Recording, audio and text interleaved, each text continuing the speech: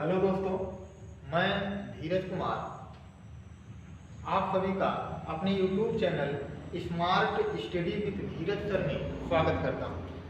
मित्रों, कल जो है हम लोग भारतीय राष्ट्रीय आंदोलन के बारे में देख रहे थे और इसके तहत हम लोग गांधी जी के बारे में पढ़ रहे थे कि गांधी जी ने कौन कौन सी अपनी महत्वपूर्ण भूमिकाएं भारतीय राष्ट्रीय आंदोलन में निभाई थी।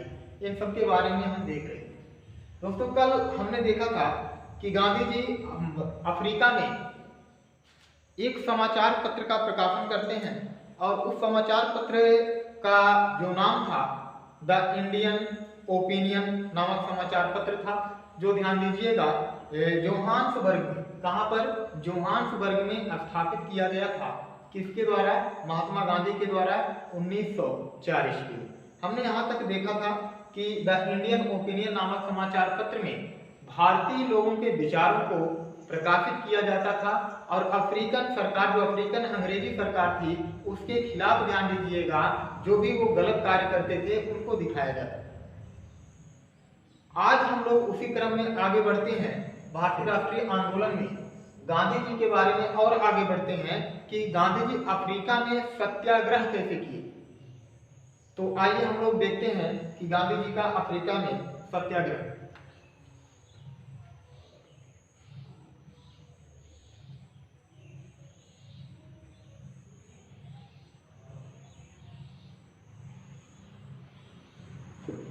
अफ्रीका में महात्मा गांधी का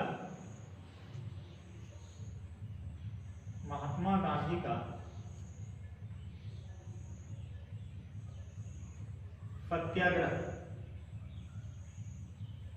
महात्मा गांधी का सत्याग्रह। अब देखिएगा, अगर हम बात करें कि अफ्रीका में गांधी जी सत्याग्रह कैसे किए, तो सत्याग्रह को जानने से पहले, महात्मा गांधी का अफ्रीका में सत्याग्रह को जानने से पहले हम देखते हैं सत्याग्रह होता क्या है। तो सत्याग्रह की बात करें, सत्याग्रह का अर्थ होता है सत्य के प्रति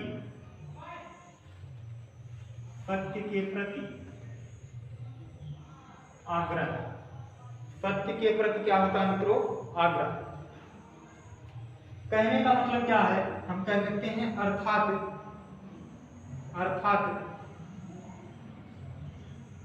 बिना हिंसक प्रवृत्ति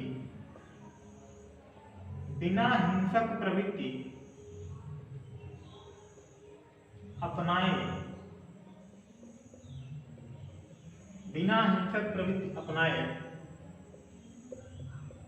अपनी बात को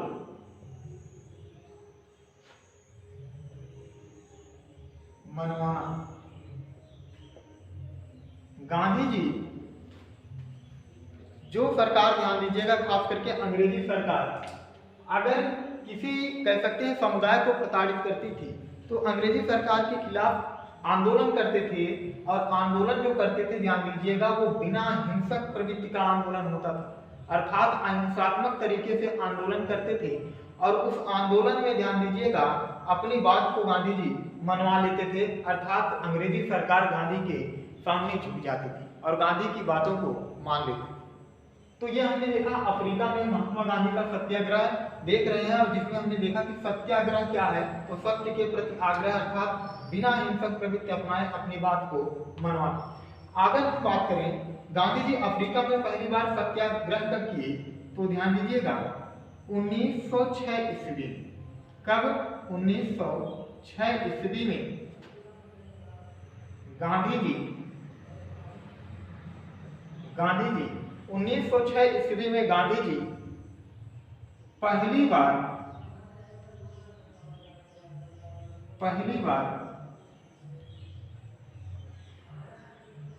अफ्रीका में सत्याग्रह किए। तो अफ्रीका में गांधी जी पहली बार सत्याग्रह कब किए? 1906 ईस्वी में। ध्यान दीजिएगा, गांधी जी ने क्या किया था? पहली बार अफ्रीका में सत्याग्रह किया था। और बात करें तो ध्यान दीजिएगा, अफ्रीका में हमने पिछले लेक्चर में बताया था कि अफ्रीका में रंग भेदभाव की नीति चलती थी, अर्थात लोग काले और गोरे में भेद करते थे, एक दूसरे से घृणा करते थे। और एक ध्यान दीजिएगा, गांधी जी जो थे 1908 ईस्वी में ब्लैक एक्ट के ध्यान देंगे तहत ब्लैक एक्ट जो कानून था उसका विरोध कर रहे थे गांधी जी। और गांधी जी जब 1908 ईस्वी में अफ्रीका में ब्लैक एक्ट का विरोध कर रहे थे तो उसी दौरान ध्यान दीजिएगा ये अफ्रीका में पहली बार जेल गए थे। तो पूछा जाता है गांधी जी पहली बार जेल कब गए? 1908 ईस्वी में। कहां? तो अफ्रीका में गए थे। इस बात को हम लिख देते हैं, 1908 ईस्वी में गांधी जी पहली बार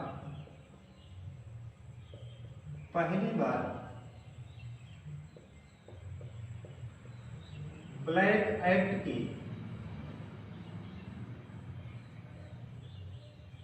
विरोध में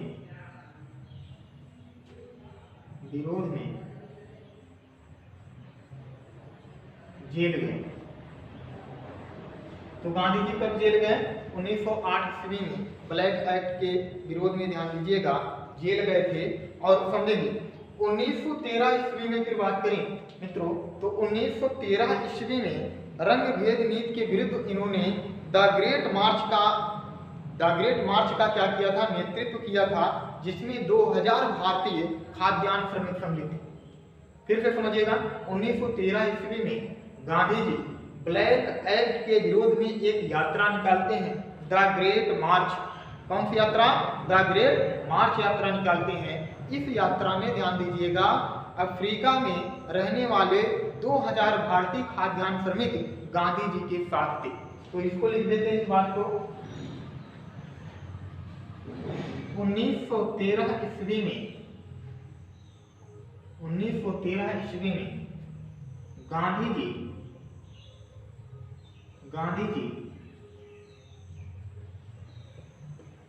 ब्लैक एक्ट के विरोध में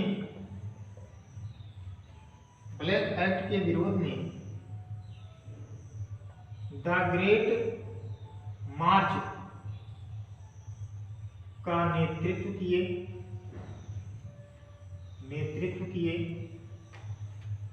जिसमें 2000 भारतीय श्रमिक थे। कितने भारतीय खाद्यान्न श्रमिक सम्मिलित थे? तो 2000 भारतीय खाद्यान्न श्रमिक सम्मिलित। तो इतनी बात आप लोगों को समझ में आ गई होगी कि 1906 ईस्वी में गांधी जी पहली बार अफ्रीका में सत्याग्रह किए। 1908 ईस्वी में गांधी जी पहली बार ब्लैक एक्ट के विरोध में जेल गए। 1913 ईस्वी में गांधी जी ब्लैक एक्ट के विरोध में द ग्रेट मार्च का नेतृत्व किया था कि एक यात्रा थी जिसमें 2000 भारतीय खाद्यान्न श्रमिक सम्मिलित थे। आप लोग इतना स्क्रीनशॉट ले लीजिए, फिर इसके बाद मैं आगे की चर्चा और करता हूं।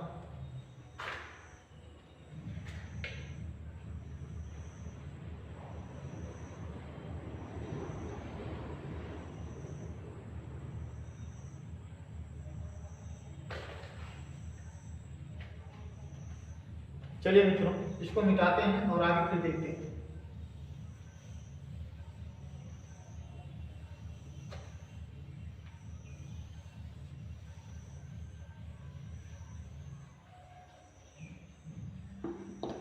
चलिए देखिएगा, अगर द ग्रेट मार्च की हम लोग बात करें, द ग्रेट मार्च यात्रा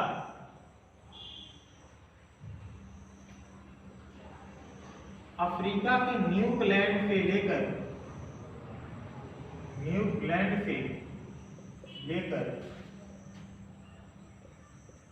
नटाल तक, नटाल एक क्षेत्र है, नटाल तक, न्यूजीलैंड से लेकर नटाल तक कैसी यात्रा थी? तो पैदल यात्रा थी। कैसी यात्रा थी? तो पैदल यात्रा थी। तो ध्यान दीजिएगा, द ग्रेट मार्च यात्रा जो है न्यूजीलैंड से लेकर के नटाल तक की यात्रा थी और कैसी यात्रा थी, तो पैदल यात्रा थी। अब आगे फिर अगर हम लोग बात करें तो ध्यान दीजिएगा, यहाँ मैं एक चीज बता दूं नोट करके कि हुआ क्या, अंततः गांधी जी के इस सत्याग्रह के कारण ध्यान दीजिएगा अफ्रीकन सरकार को झुकना पड़ा और गांधी जी की समस्त बातों को वो लोग मान लिए और उन्होंने कहा कि अब अफ्रीका में रंग भेदभाव कहीं नीत जो है दिखाई नहीं देगी और ना ही किसी भारतीय को प्रताड़ित किया जाएगा। इतनी बात मान करके गांधी जी जब इतनी बात को मान ली अफ्रीकन सरकार, तो गांधी जी ध्यान दीजिएगा वहां से 9 जनवरी 1915 को भारत में मुंबई के अपोलो बंदरगाह पर अरेबिया नामक जहाज से भारत वापस आ गए। तो यहाँ हम बात करें कि अंततः क्या हुआ, अंततः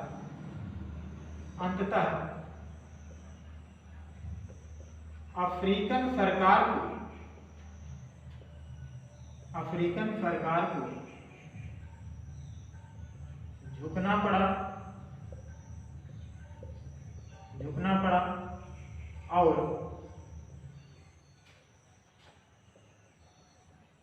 गांधी के समस्त बात को मानते हुए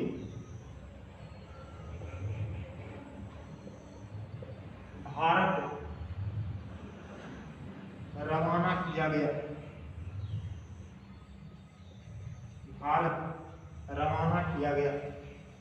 तो गांधी जी अब ध्यान दीजिएगा भारत चले आए और भारत में गांधी जी के क्या क्या कार्य रहे इन सब के बारे में देखते हैं, लेकिन इतना हम पहले इसमें काट देंगे।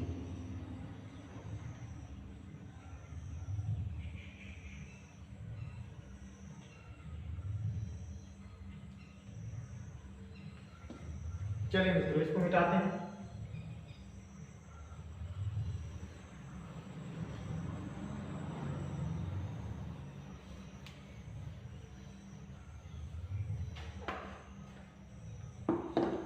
फिर बात करें तो यहाँ पर अब देखिए गांधी जी जो है, अब मित्रों गांधी जी भारत चले आए और जब भारत आए तो भारत में इनके द्वारा कुछ महत्वपूर्ण कार्य किए गए। जैसे ध्यान दीजिएगा, सबसे पहले तो जब ये भारत आए तो इनके राजनैतिक गुरु थे गोपाल कृष्ण गोखले। कौन थे? गोपाल कृष्ण गोखले। गोपाल कृष्ण गोखले ने कहा गांधी जी से कि आप सुने और ध्यान दीजिएगा समझें, लेकिन 2 वर्ष तक आपको कुछ भी कहने की आवश्यकता नहीं है। तो गांधी जी जैसा कि गोपाल कृष्ण गोखले ने कहा वैसे ही गांधी जी किए। तो हेडिंग बनाते हैं यहाँ पर हम लोग और इसको समझिएगा। गांधी जी का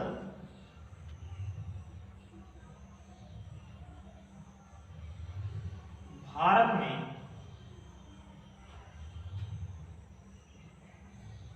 महत्वपूर्ण कार्य, गांधी जी का भारत में महत्वपूर्ण कार्य, गांधी जी का भारत में महत्वपूर्ण कार्य। अब महत्वपूर्ण कार्य की बात करें तो सबसे पहले देखते हैं कार्य। यहां पर हम कह सकते हैं गांधी जी जब भारत आए, गांधी जी जब भारत आए तो उनके राजनीतिक गुरु,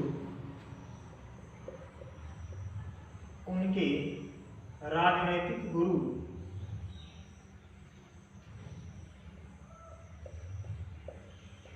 गोपाल कृष्ण गोखले, गोपाल कृष्ण गोखले ने गांधी जी को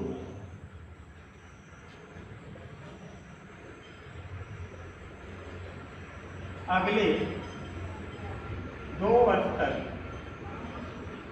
अगले 2 वर्ष तक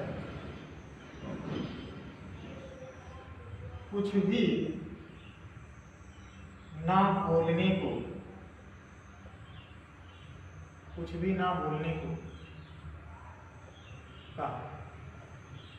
तो ध्यान दीजिएगा जब गांधी जी भारत आ गए तो उनके राजनीतिक गुरु गोपाल कृष्ण गोखले ने उनको कहा कि आप भारत में सब कुछ देखिए सुनिए, लेकिन आपको क्या नहीं करना है, बोलना नहीं है। कितने वर्ष तक? 2 वर्ष तक नहीं बोलना। तो ध्यान दीजिएगा गांधी जी ने वैसे किया भी, लेकिन ध्यान दीजिएगा पूछा जाता है गांधी जी भारत में अपना पहला जनभाषण कब दिए थे? तो यहाँ पर देखिएगा गांधी जी भारत में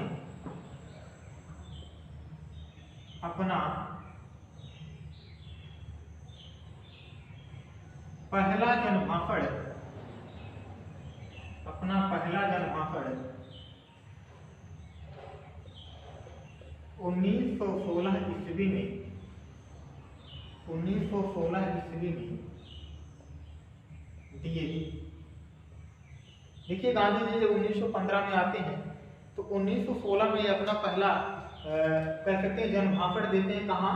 बनारस में बनारस हिंदू विश्वविद्यालय की बात करें तो वर्षगांठ पर उसके गांधी जी को आमंत्रित किया गया और वो जो है वहां पर जाकर के 1916 में पहला जनभाषण दिए। उसी दौरान आप देखेंगे 1916 में ही जब गांधी जी बनारस से लखनऊ के रास्ते आ रहे थे तो लखनऊ में ही एक कांग्रेस का अधिवेशन चल रहा था, 1916 का अधिवेशन, और जिसके अध्यक्ष अंबिका चरण मजूमदार थे। और ध्यान दीजिएगा उसी अधिवेशन में आपको ये भी पता होगा, अगर नहीं पता है तो हम आगे बताएंगे, उसी अधिवेशन में कांग्रेस का जो उग्रवादी और कह सकते हैं उदारवादी या जिसको हम कहे थे गरम दल और नरम दल जो था, जो अलग हुआ था, वो लखनऊ अधिवेशन में ही क्या हुए? एक हो गए।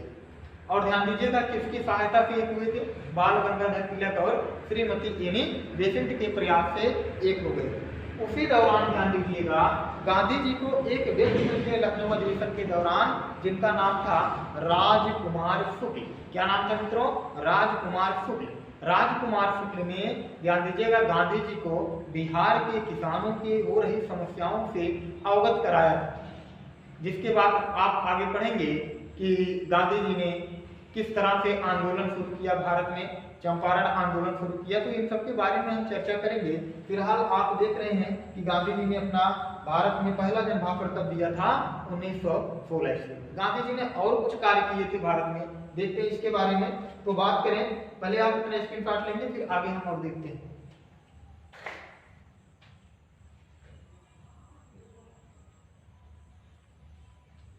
तो चलिए मित्रों आगे देखते हैं। फिर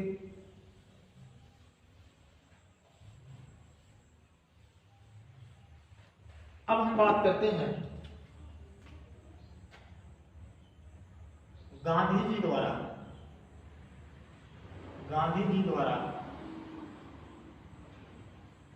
भारत में स्थापित आश्रम। गांधी जी द्वारा भारत में स्थापित आश्रम कौन कौन से आश्रम स्थापित किए गए? तो सबसे पहले हम बात करते हैं सत्याग्रह आश्रम। सत्याग्रह आश्रम। चलिए सत्याग्रह आश्रम की बात करते हैं। तो सत्याग्रह आश्रम की स्थापना गांधी जी ने 25 मई 1915 ईस्वी में किया। कब किया था? 25 मई 1915 ईस्वी में किया था। और ध्यान दीजिए किसने किया? तो गांधी जी ने किया था। गांधी जी के एक मित्र थे जिनका नाम था जीवन लाल देसाई। ध्यान दीजिएगा क्या नाम था? जीवन लाल देसाई। उन्होंने क्या किया था? गुजरात में ध्यान दीजिएगा उनका एक बंगला था, कोचरब बंगला। क्या नाम था? कोचरब बंगला नाम था। और उसी कोचरब बंगला को ध्यान दीजिएगा गांधी जी को दे दिए थे और वहीं पर गांधी जी क्या किए थे? सत्याग्रह आश्रम की स्थापना की। तो इसके बारे में लिख देते हैं हम। देखिएगा इसकी स्थापना कब हुई है सत्याग्रह आश्रम की? तो स्थापना हुई है 25 मई 1915 ईस्वी में। और संस्थापक कौन थे? संस्थापक कौन थे? तो गांधी जी थे। गांधी जी थे और स्थान कहाँ पर इसकी स्थापना हुई थी, तो गुजरात। और ध्यान दीजिएगा, यहाँ हम बता दें कि गांधी जी के मित्र, गांधी जी के मित्र जीवनलाल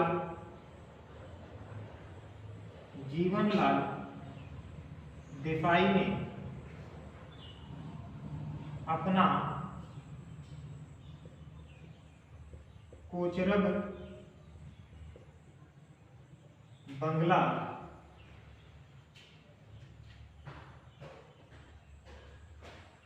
गांधी जी को दिए थे, गांधी जी को दिए थे। यहीं पर गांधी जी सत्याग्रह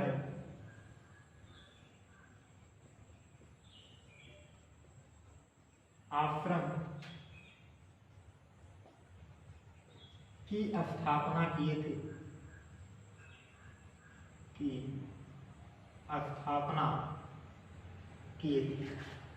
तो ये बात आपको समझ में आ गया होगा। सत्याग्रह आश्रम की स्थापना कब हुई है, तो 25 मई 1915 ईस्वी को हुआ है। संस्थापक कौन है, गांधी जी हैं। स्थान गुजरात है।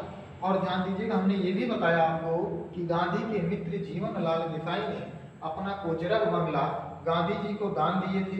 यहीं पर गांधी जी ने सत्याग्रह आश्रम की स्थापना। तो यहाँ तक बात आपको समझ में आ गई होगी। आप इसका स्क्रीनशॉट ले लेंगे। और फिर मित्रों ध्यान दीजिएगा, आज के लिए बस इतना ही। कल हम फिर एक अलग से नए लेक्चर में आपको फिर से मिलेंगे और गांधी जी के द्वारा किए गए अन्य कार्यों के बारे में चर्चा करेंगे।